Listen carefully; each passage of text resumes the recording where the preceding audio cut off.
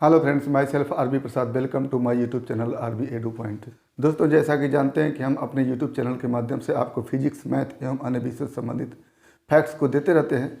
तो यदि आप हमारे चैनल पर पहली बार है तो प्लीज़ चैनल को सब्सक्राइब कर लें ताकि हमारे द्वारा दिए गए हर वीडियो क्लिप का नोटिफिकेशन आपको मिलता रहे। इसके पहले फिजिक्स में हमने एम्पियर के परिपथीय नियम के अनुप्रयोग को देखा था, जिसमें एक लंबे धारावाही चालक तार के कारण किसी बिंदु पर चुंबकीय क्षेत्र की तीव्रता कितनी होती है, एम्पियर के परिपथीय नियम का प्रयोग करके हमने उसको निकाला था।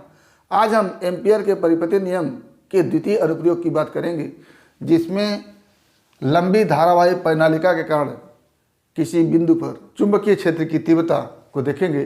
तो पहले तो हम इसमें देखेंगे कि परिनालिका क्या होता है, उसके बाद इस लंबी परिनालिका के कारण चुंबकीय क्षेत्र की तीव्रता कितनी होती है उसको हम देखेंगे। तो परिनालिका वस्तुतः एक बेलनाकार कुंडली होती है और उसमें यदि धारा प्रवाहित कर दी जाती है तो वो धारावाही परिनालिका हो जाती है। इसको बनाने के लिए चीनी मिट्टी या कार्डबोर्ड का एक नलिका लेते हैं और इस नलिका पर चालक तार को पृथक्कृत एक दूसरे से अलग अलग करके लपेट देते हैं। जैसे ये हमारा एक परिनालिका की आकृति है। इसमें हमने देखिए एक तार लिया है, इस तार को इस तरह से लपेट करके बनाया है। अगर इसके अंदर एक कार्डबोर्ड या चीनी मिट्टी की नलिका हो तो ये पूरी की पूरी परिनालिका हो जाएगी और इन दोनों सिरों के बीच हम विद्युत धारा प्रवाहित कर दें तो ये धारावाही परिनालिका हो जाएगी। और ये जो भी कुंडली इसमें लिपटी हुई हैं ये एक दूसरे से सटी हुई होती हैं। तो ये पूरे धारावाही परिनालिका की हमारी आकृति है। अब इसी प्रकार के धारावाही परिनालिका में प्रवाहित धारा के कारण चुंबकीय क्षेत्र की तीव्रता को हमको ज्ञात करना है और एम्पियर का परिपथीय नियम का उपयोग करके। तो इस परिनालिका के मध्य से जो रेखा जाएगी वो रेखा इस परिनालिका का अक्ष कही जाएगी। तो ये चित्र में हमने कुछ इसी तरह की परिनालिका को बनाया है। ये चीनी मिट्टी की नलिका या एक बेलनाकार कार्डबोर्ड है। इस पर हमने इस तरह से चालक तार को लपेटा है और इस चालक तार में इस विद्युत सेल के सहयोग से विद्युत धारा प्रवाहित किया है। तो ये पूरी परिनालिका हो गई। और एक चीज़ आपको जानना है कि परिनालिका लंबी है और लंबी परिनालिका होने के कारण इसके अक्ष पर चुंबकीय क्षेत्र की तीव्रता नियत होती है और इस परिनालिका के बाहर चुंबकीय क्षेत्र की तीव्रता नगण्य होती है। तो इस परिनालिका के विषय में हम थोड़ा लिखते हैं। तो क्या लिखेंगे कि प्रस्तुत चित्र में एक लंबी धारावाही परिनालिका है जिसमें नंबर 1 प्रति एकांक लंबाई में चालक तार के चक्रों की संख्या स्मॉल n। दूसरा, परिनालिका में प्रवाहित धारा I। लंबी परिनालिका के भीतर चुंबकीय क्षेत्र की तीव्रता नियत तथा इस चुंबकीय क्षेत्र की तीव्रता के सापेक्ष परिनालिका के बाहर चुंबकीय क्षेत्र की तीव्रता नगण्य है। धारावाही परिनालिका जब लंबी होती है तो इसके अंदर जो चुंबकीय क्षेत्र होता है वो नियत होता है और इसके बाहर चुंबकीय क्षेत्र नगण्य होता है। अब इस परिनालिका के अंदर चुंबकीय क्षेत्र की दिशा देखने के लिए हम इस दाएं हाथ से इस परिनालिका को इस प्रकार से पकड़ते हैं कि जो हमारी चारों उंगलियां इस परिनालिका में धारा की दिशा को बताती हैं और ये जो अंगूठा होता है वो चुंबकीय क्षेत्र बी की दिशा को बताता है। जैसे ये हमारी परिनालिका है और इस परिनालिका को हम इस तरह से पकड़ लें और विद्युत धारा इस तरह से चल रही हो तो धारा की दिशा में हम इसको पकड़ लेते हैं। तो ये जो अंगूठा होता है ये अंगूठा चुंबकीय क्षेत्र बी की दिशा को बताता है। तो इस परिनालिका को इस तरह से पकड़ने पर चुंबकीय क्षेत्र की दिशा इस अक्ष के अनुदिश बाएं तरफ होगा। तो ये हमारा चुंबकीय क्षेत्र की दिशा बताई जा रही है। ये जो है चुंबकीय फ्लक्स रेखाएं हैं और चुंबकीय फ्लक्स रेखाओं की दिशा को हम दिखा रहे हैं। तो चुंबकीय क्षेत्र की दिशा धारावाही परिनालिका के अंदर हम देख लिए हैं। अब आगे इस परिनालिका के कारण इस के अक्ष पर चुंबकीय क्षेत्र की तीव्रता ज्ञात करने के लिए एम्पियर के परिपथीय नियम का उपयोग करेंगे और जिसके लिए हमको एक बंद परिपथ खींचना पड़ेगा। तो बंद परिपथ हमने खींचा है ए बी सी डी, जिसकी भुजा सी डी इस परिनालिका से काफी दूर है और ए बी इसके अक्ष के अनुदिश है तथा ए डी और बी सी इस अक्ष के लंबवत है। या कह लें कि जो ए बी भुजा है इस परिनालिका के अंदर चुंबकीय क्षेत्र की दिशा में है और ए डी तथा बी सी इस चुंबकीय क्षेत्र की दिशा के लंबवत है और सी डी इस परिनालिका से बाहर काफी दूर है जहां पर चुंबकीय क्षेत्र बी का मान लगभग 0 है। जैसा कि हम पहले बता चुके हैं कि परिनालिका के बाहर चुंबकीय क्षेत्र की तीव्रता नगण्य होती है। तो यहाँ बी क्या हो गया, 0 हो गया। एम्पियर के परिपथीय नियम के लिए कुछ लिखते हैं कि धारावाही परिनालिका के भीतर चुंबकीय क्षेत्र की तीव्रता के लिए एक बंद परिपथ ए बी सी डी आयताकार है खींचते हैं जिसकी भुजा ए बी अक्ष के अनुदिश तथा सी डी परिनालिका से अत्यंत दूर है जहां चुंबकीय क्षेत्र की तीव्रता नगण्य ब्रैकेट में हम लिख देते हैं 0 है। साथ ही भुजा बी सी एवं ए डी अत्यंत लंबी तथा अक्ष के लंबवत है।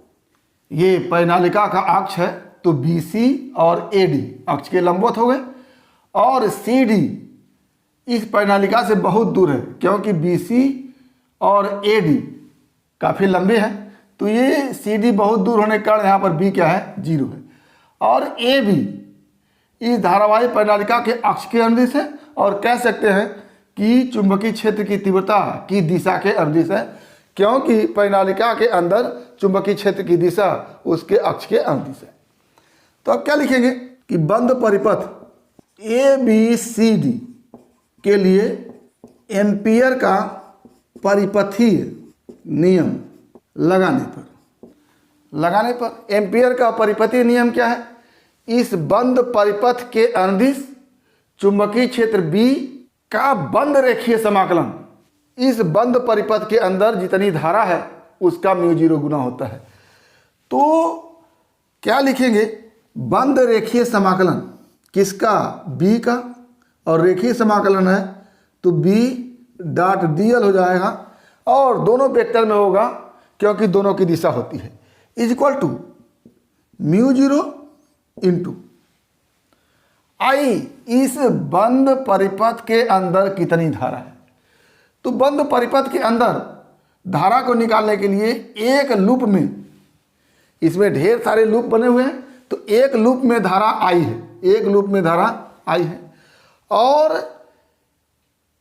यदि ए बी की लंबाई x हो, ये ए बी की लंबाई x हो तो इस लंबाई में कितने लूप होंगे पहले उसको निकालेंगे और जितने लूप होंगे उतने गुना आई धारा होगी क्योंकि एक लूप में आई धारा है तो जितने लूप होंगे उतने लूपों का गुणा करके हम नेट धारा निकालेंगे। तो मान लेते हैं कि ए बी की लंबाई x है और एकांक लंबाई में n लूप हैं। एकांक लंबाई में आप चक्रों की संख्या n देखें तो सिंस एक लंबाई में चक्रों की संख्या n है तो x लंबाई में कितना हो जाएगा, x लंबाई में n इंटू एक्स हो जाएगा। तो इतना चक्कर हो गए और एक चक्कर में धारा का मान i है तो इतने चक्कर में कितना धारा हो जाएगा, इसमें i से हम मल्टीप्लाई कर देंगे। एक चक्कर में धारा i तो n इंटू एक्स चक्कर है तो धारा कितनी हो जाएगी, n इंटू एक्स इंटू आई। तो ये धारा हो गई। अब इस नेट धारा का μ0 गुना तो क्या हो जाएगा, n इंटू एक्स इंटू आई। अब इस बंद परिपथ ए बी सी डी को हम 4 भाग में बांट देते हैं, A B plus B C plus C D plus D E, 4 भाग में बांट देते हैं। तो ये जो बंद इंटीग्रेशन है ये 4 खंडों में टूटेगा। कैसे? Imply that integration A to B B D L plus, अब ए से बी तक का इंटीग्रेशन हो गया, प्लस फिर इंटीग्रेशन बी डी एल, अब B to C, A to B हो गया, फिर बी टू सी हो गया, plus integration C to D B D L, फिर plus integration D to A, D to A क्या हो जाएगा, B D L D to A. ये एक बंद इंटीग्रेशन 4 पार्ट में बटा, A to B, B to C to D और D to A equal to mu 0 N x आई। ये हमारा हो गया एम्पियर के परिपत्र नियम के अनुसार। अब बताइएगा हमको ए टू बी, यहाँ पर हम डॉट प्रोडक्ट है बी और डी एल का, तो डॉट प्रोडक्ट में दोनों के बीच के एंगल का कॉस लेते हैं, तो क्या हो जाएगा B dot D L A to B. तो इस भुजा के लिए बी डॉट डी एल देखें तो बी की दिशा मुख्य अक्ष के अंदिश होगी और ए बी की दिशा भी मुख्य अक्ष के अंदिश है, तो दोनों के बीच का एंगल 0 होगा। यानी यहाँ पर हो जाएगा बी डी एल कॉस 0। और यहाँ पर बी टू सी देख रहे हैं, बी टू सी के लिए डी एल की दिशा क्या हो जाएगी, इस मुख्य अक्ष के लंबवत हो जाएगी। यानी बी की दिशा मुख्य अक्ष के अंदिश और डी एल की दिशा मुख्य अक्ष के लंबवत, तो बी और डी एल के बीच एंगल जो बनेगा वो 90 डिग्री बनेगा। तो यहाँ पर बी डी एल कॉस 90 हो जाएगा। कैसे? डी एल इस भुजा बी सी के लिए डी एल की दिशा ऊपर की ओर होगी और बी की दिशा अक्ष के अंदिश इधर की ओर है, दोनों के बीच का एंगल क्या हो जाएगा 90 डिग्री।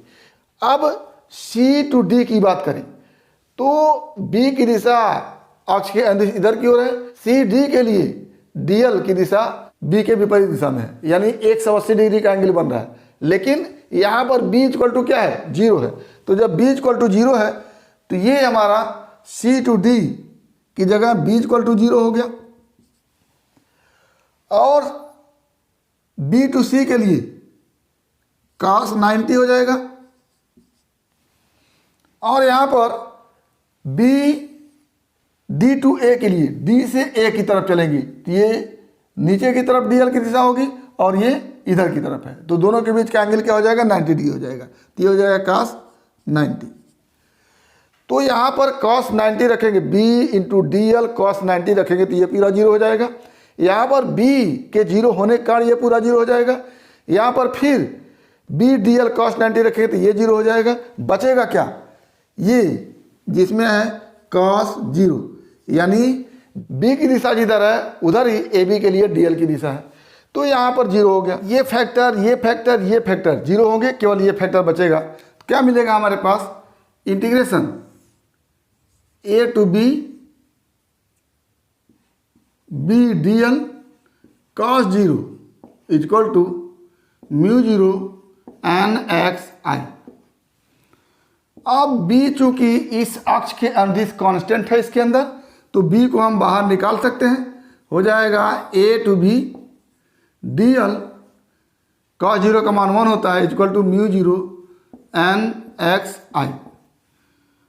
इम्प्लाई दैट इस भुजा ए बी के लिए अगर इंटीग्रेशन डी एल निकालें तो इस ए बी की पूरी लंबाई हो जाएगी और ए बी की लंबाई हमने यक्स मान लिया है। क्या हो गया, b into x equal to mu 0 N x i, और यक्स और ये यक्स कैंसिल होगा, क्या बचेगा b equal to mu 0 n i. ये हमारा हो जाएगा इस लंबी परिनालिका के भीतर किसी बिंदु पर चुंबकीय क्षेत्र की तीव्रता का formula b equal to mu 0 n into i. मान लेते हैं ये परिनालिका लंबी न हो, मान लेते हैं ये परिनालिका लंबी न हो, इसकी एक नियत लंबाई हो, परिमित लंबाई हो, और कुछ इस तरह का, ये इतनी लंबी परिनालिका है और इसके किसी बिंदु P पर चुंबकीय क्षेत्र की तीव्रता को हमको ज्ञात करना होता है। क्या लिखेंगे? यदि परिनालिका की लंबाई परिमित हो तथा बिंदु P पर उसके शीर्षों द्वारा बनाया गया अर्धकोण θ1 तथा θ2 हो, तो अब देखिएगा ये परिमित लंबाई की परिनालिका है और अगर इस पूरे शीर्ष को ले तो पूरा शीर्ष θ1 ये और θ1 ये 2θ1 का कोण बनाता है अर्ध शीर्ष के द्वारा θ1। तो यही कहा गया है कि यदि परिनालिका परिमित लंबाई का हो और उसके शीर्षों द्वारा बनाया गया अर्धकोण, ये पूरा कोण 2θ1 हो गया तो अर्धकोण क्या हो जाएगा? θ1। और ये शीर्ष है, ये शीर्ष बना रहा है ये θ2 कोण। तो वही कहा गया कि उसके शीर्षों द्वारा बनाया गया अर्धकोण θ1 और θ2 हो तो P पर चुंबकीय क्षेत्र की तीव्रता B इक्वल टू लिखते हैं μ0/2 Ni cos θ1 माइनस cos θ2।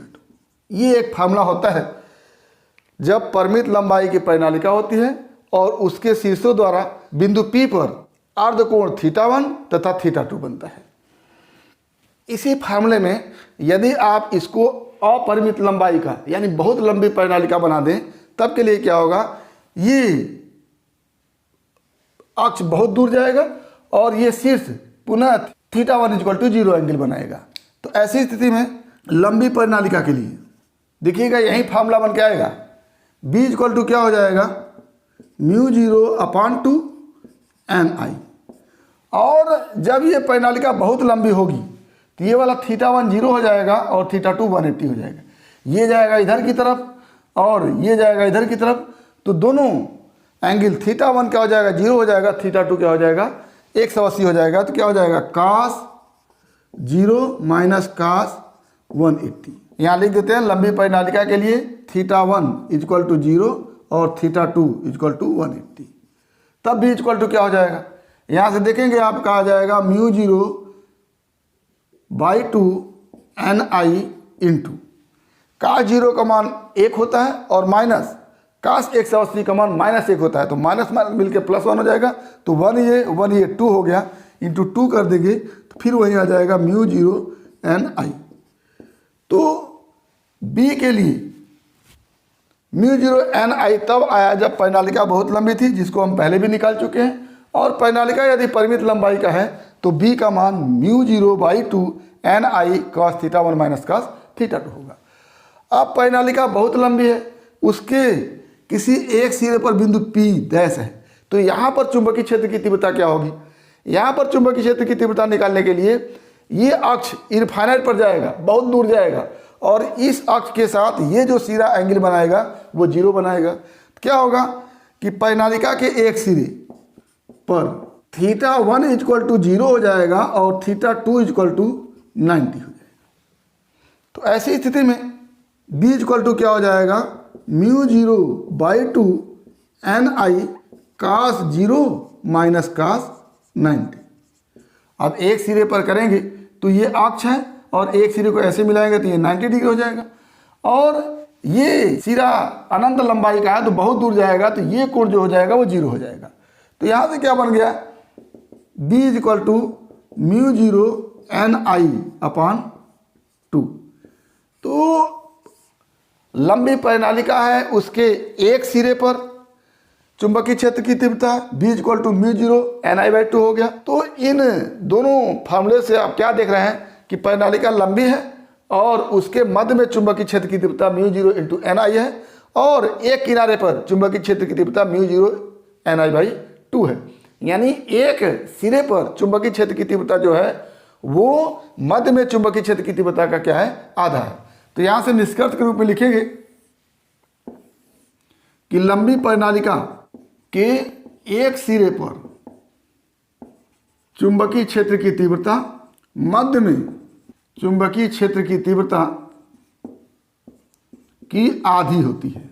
ये चीज हो गया। आगे और यदि परिमित लंबाई की परिनालिका है और उसकी लंबाई L है और उस पर चक्रों की संख्या कैपिटल N है, ये पूरी लंबाई L है, उस पर चक्रों की संख्या कैपिटल N है, तो एकांक लंबाई में चक्रों की संख्या स्मॉल n इक्वल टू क्या हो जाएगा, पूरे चक्रों की संख्या कैपिटल N और बटे पूरी लंबाई L। तो n की जगह हम कैपिटल N बाई L भी लिख सकते हैं जब परिनालिका परिमित लंबाई का हो। तो ऐसी स्थिति में यहाँ पर क्या हो जाता है, कैपिटल N बाई L, और कैपिटल N क्या है, पूरे चक्रों की संख्या है, स्मॉल n क्या है, एकांक लंबाई में चक्रों की संख्या है। तो हमारे पास कुछ फार्मूले बन के आए, उसको देखते हैं। पहला फार्मूला होगा कि लंबी परिनालिका के कारण मध्य में चुंबकीय क्षेत्र B इक्वल टू μ0 ni। दूसरा, लंबी परिनालिका के कारण एक सिरे पर B इक्वल टू क्या हो जाएगा, μ0 ni अपान 2। और परिमित लंबाई L के परिनालिका के कारण किसी बिंदु पर B equal to μ0 ni by 2 cos θ1 minus cos θ2। तो ये हमारा फॉर्मूला हो गया। तो उम्मीद करते हैं कि टॉपिक आपको समझ में आया होगा। अगर इसमें किसी प्रकार की समस्या है तो आप हमारे YouTube चैनल के कमेंट बॉक्स में कमेंट करके अपनी समस्या का समाधान करेंगे। और यदि वीडियो क्लिप पसंद आए तो प्लीज़ लाइक करेंगे, शेयर करेंगे, साथ ही हमारे YouTube चैनल को सब्सक्राइब अवश्य करेंगे ताकि इस तरह के वीडियो क्लिप का नोटिफिकेशन आपको मिलता रहे और आपके फिजिक्स, मैथ या अन्य विषयों की मुकम्मल तैयारी होती रहे। तो आज बस इतना ही। अगला टॉपिक अगले वीडियो क्लिप में एक बार फिर आपके भविष्य के लिए बेस्ट ऑफ लक। धन्यवाद।